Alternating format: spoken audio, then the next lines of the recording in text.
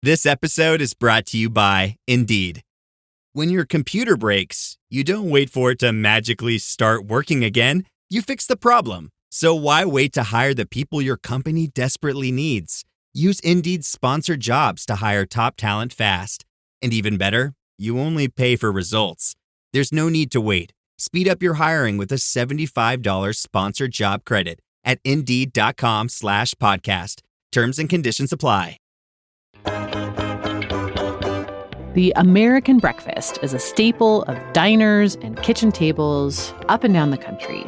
But that wasn't always the case. In fact, the American breakfast was the brainchild of the self-styled father of public relations, the man who literally saved the U.S. meat industry's bacon.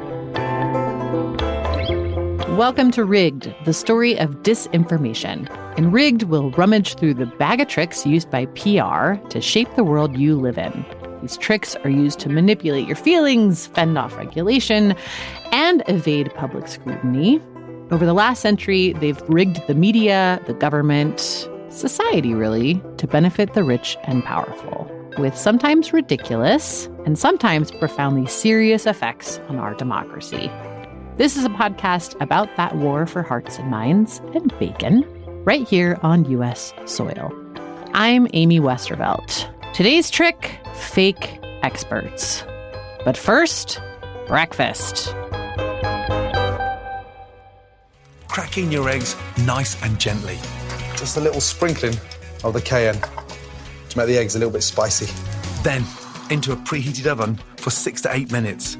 Meanwhile, onto my bacon, and I'm giving it a classic American twist. We're just going to bring it back down to ground level and make proper scrambled eggs and perfectly cooked bacon. We're basically just going over the most basic breakfast you can make. We're just going to take the simple ingredients. We just have eggs, we just have bacon, and we have some toast. So one of the requests was, show me 3 ways that I can cook bacon. Well, actually, I could show you 4 if I was in my house with my deep fryer.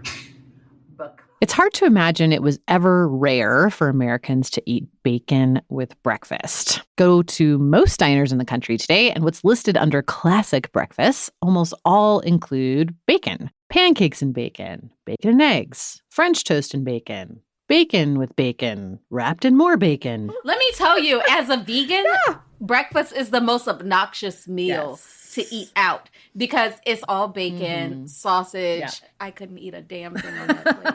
This is Mary Anais Hegler, my friend and frequent collaborator. I've spent most of the last 20 years researching disinformation and propaganda. And mostly that entails sitting in the dark corner of an archive, looking through the papers of a long dead PR guy, and then going, oh my God, this can't be real. Is it real? I don't know. To myself. When I need to sanity check something, I call up Mary. I brought whiskey for this occasion because I have no idea where this is going. That's good. So, okay, it might seem totally normal that the classic American breakfast is built around bacon because so many of the first settlers in America were from the UK or Ireland. The Brits were curing, salting, and eating pork belly from the early Middle Ages onward. And by the 18th century, it was a standard part of the English breakfast. Look, in 180, British people didn't exactly have a great life expectancy anyway. English immigrants to the American colonies brought pigs with them. And bacon really took off in the New World, where there was plenty of space to build hog heaven. By the 1870s, Cincinnati was known as Porkopolis, and Chicago meatpacking plants were butchering more than 1 million pigs every year. For workers doing manual labor on a farm or maybe in a mine or the railroads, a meaty breakfast helped them get through the day. But as the 20th century marched on, most Americans weren't doing that kind of work anymore. Even in factories, people weren't expending as much energy. And a health food, back to nature kind of movement emerged and began reshaping the American diet. So for most Americans, breakfast had become a pretty light meal. A piece of toast or a roll maybe, juice, coffee, that's it. With the disappearance of the cooked breakfast, bacon was facing its own demise. It's Armageddon, if you like. Enter Edward Bernays, one of the founders of modern public relations. If you listen to my other podcast, Drilled, you might remember Bernays from his work with the oil industry. We'll stick a link in the show notes for those of you who are curious. At any rate, Bernays considered himself of high pedigree, often boasting about being Sigmund Freud's double nephew. Wait, what? Well, my mother was his younger sister, and my father was the brother of his wife. Weird flex, but okay. Growing up with the Freuds had a huge impact on Bernays. I heard about my uncle's theory of dream interpretation. I heard about psychology as being an important force in evaluating human behavior. I heard of repression and regression and suppression and projection and taboos and Oedipal complexes. Bernays loved to tell this story. In fact, it's hard to find an interview with him where he didn't mention it. There are two types of PR guys, the behind-the-scenes Svengali types who keep a low profile, and then there are the PR guys who make sure they're the story. Bernays was definitely the latter. He spent as much time on his own image as he did on his clients. Another part of this image was to cast himself as the father of public relations. If people took that to mean he was the world's first publicist, he didn't correct them. But that title actually belonged to his friend, colleague, and mentor, a guy named Ivy Lee that you'll meet in a minute. First, more Bernays. Bernays loved sitting around listening to double Uncle Siggy's theories, but his father wanted him to do something practical with his life. He even sent Bernays to Cornell to study agriculture, hoping he'd follow his father into the grain business. But it quickly became clear that this was not in the cards. Eddie Bernays was not a grain guy. He fancied himself a member of the intellectual elite. He loved theater, books, singing. He wore expensive suits and flashy scarves. And he sported a mustache that definitely required grooming. He was a dandy, even by 1912 standards.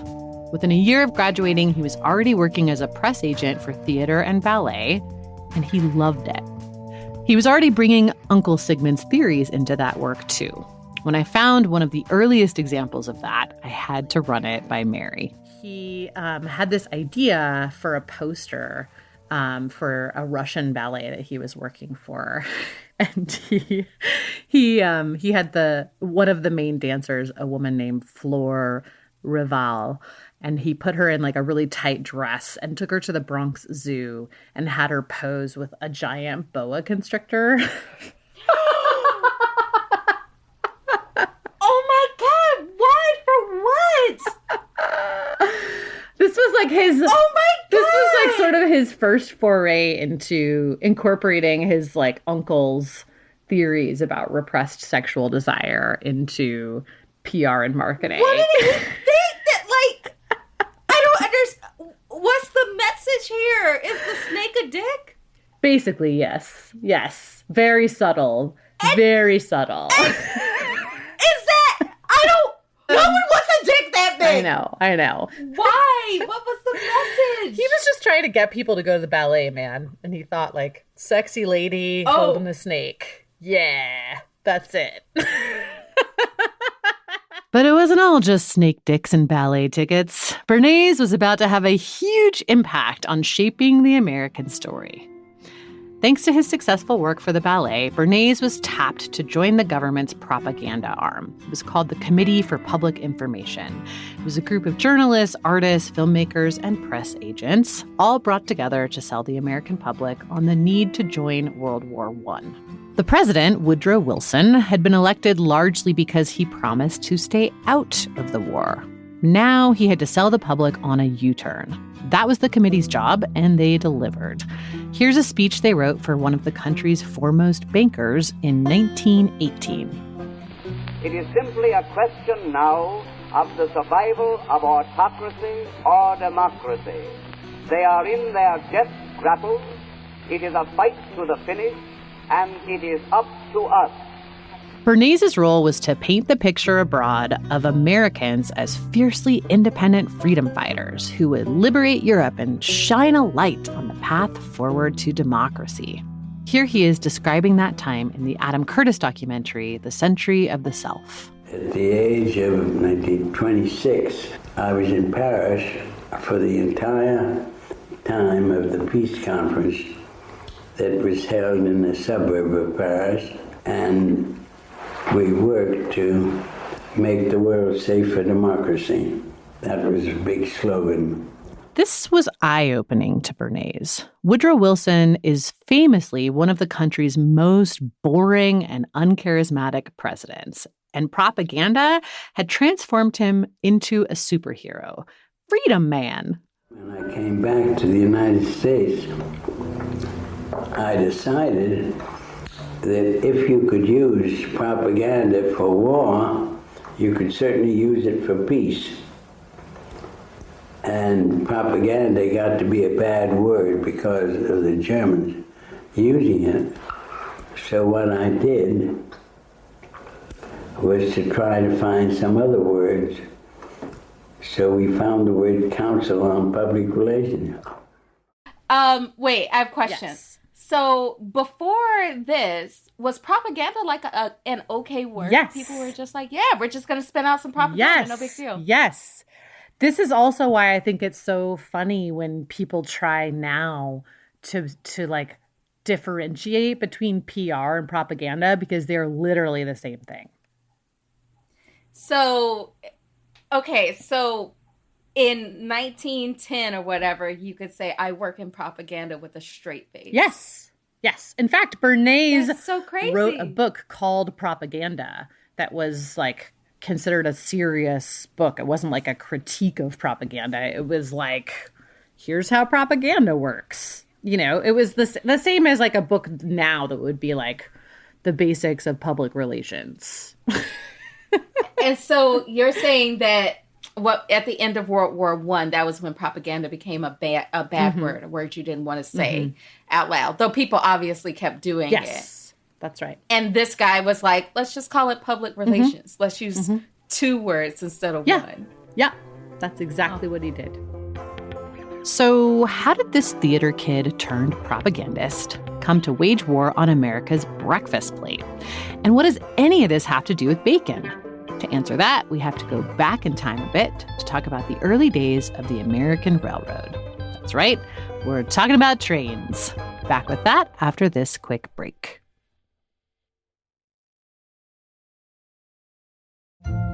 This episode is brought to you by PetSmart. Stop by for Yappy Hour with your pet at PetSmart. Save $5 on walk-in grooming services like nail trims, ear cleaning, brushing, and more. No appointment needed every weekday from 2 to 6 p.m. And while you're there, Yappy Hour includes exclusive in-store deals like 25% off pet toys. Visit services.petsmart.com/grooming to learn more.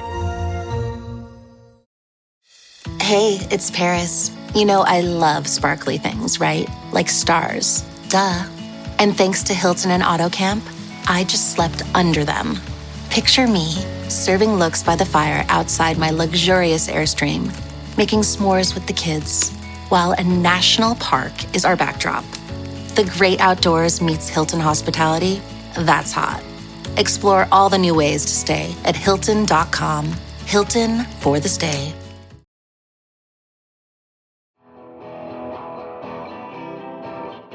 Okay, so remember at the top of this episode, I mentioned that there was another guy who started doing PR before Bernays, Ivy Lee. He got his start working for the railroads and the coal companies, and eventually really made a name for himself working for the Rockefellers. We're going to talk about Lee again in this season because he was a real pioneer in this industry.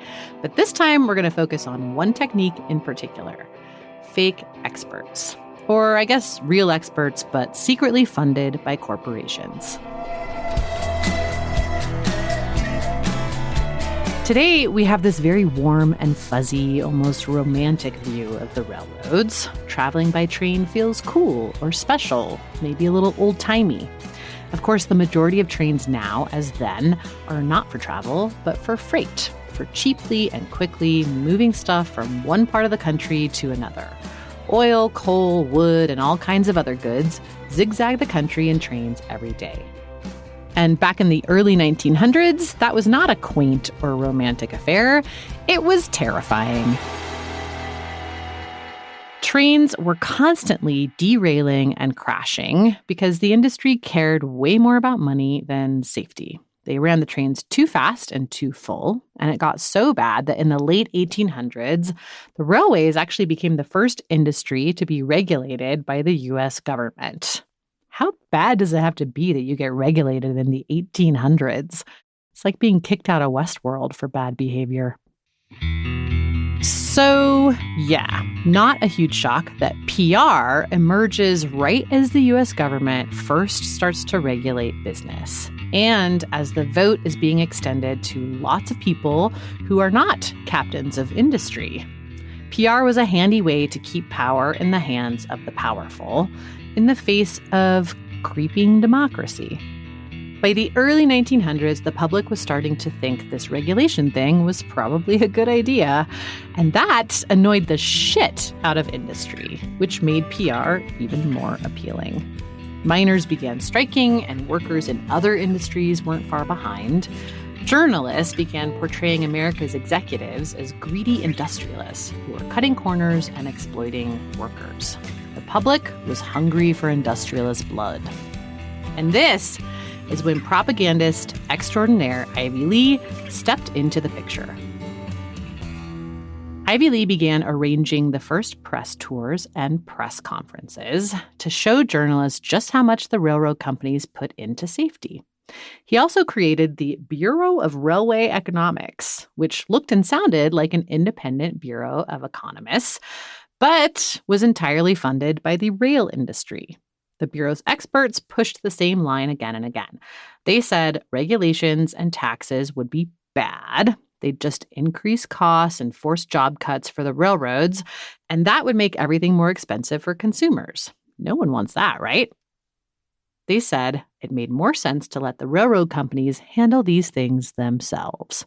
And Lee left no stone unturned. One year, to promote a rate hike for his clients, Lee created a coordinated campaign designed to get the public behind paying more to have their goods, from hay to books, shipped across the country. Yes, you heard that right, that it was a good thing to pay more for shipping costs. First, he had the Bureau write to journalists across the country, briefing them that the railways had very high labor costs. Pretty soon, articles citing these costs started to appear everywhere. Then he placed ads and opinion pieces in more than 20,000 newspapers. Then he hosted events with local chambers of commerce and businessmen, encouraging each of them to write to 10 friends in support of the rate increase. At a certain point, Lee even casually left folders of information in passenger cars on trains for passengers to just happen across. It's honestly a miracle he didn't go door to door at this point. He must have really enjoyed riding the rails. It was a very clever campaign of manipulation. Convince the public that the extra money they'd be paying would be going to workers. And it was absolutely not the fault of the railroad company, probably those greedy unions. Very few journalists knew that the Bureau had been created by Lee and funded by the railroad companies themselves. None had any idea the lengths Lee was going to. Decades later, Bernays would deploy a similar tactic on behalf of a client who needed to sell, you guessed it, more bacon. Today, if you know the name Beechnut at all, it's as a baby food company. But back then, they were known for ham and bacon. From the late 1800s to the 1940s, they were one of the country's primary providers of both. In the 1920s, they approached Eddie Bernays with a problem. You remember Eddie Bernays. He's the literal mustache-twirling villain from Part 1. Fancy scarves, double nephew, penis snake, that guy. Many years ago, our client was the Beechnut Packing Company. We made a research and found out that the American public ate very light breakfasts of coffee, maybe a roll, and orange juice. The U.S. had fewer and fewer manual workers in the 1920s and 1930s. Chances were high that the average U.S. worker would be sitting at a desk or in front of a sewing machine. They didn't need a gut-buster breakfast to get them through the day. And that's not great news if you sell bacon. So what to do? Bernays borrowed a page from his old friend Ivy Lee's book and found himself a fake expert. Well, technically a paid expert. What if a doctor said it was actually healthier to eat a big breakfast? Or better yet, what if a bunch of doctors said that? We went to our physician, found that a heavy breakfast was sounder from the standpoint of health than a light breakfast because the body loses energy during the night and needs it during the day. There is a serious amount of spin packed into this one sentence. Bernays says, "We went to our physician." So right off the bat, it sounds like this is just your average family doctor.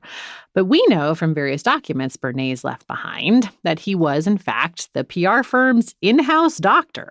So he's not exactly checking pulses and whacking knees. And then, before we even hear what the doctor has to say, Bernays is planting an idea in our heads. The body loses energy during the night. Sure, that makes sense, kind of. Then he goes on to explain how one doctor became many, all touting the health benefits of bacon. We asked the physician, after telling him why we were talking to him, would he be willing, at no cost, to write to 5,000 physicians and ask them whether their judgment was the same as his, confirmed his judgment. Amazing. Would he be willing, at no cost because he already works for us, to write to 5,000 physicians? Willing? He'd be happy to.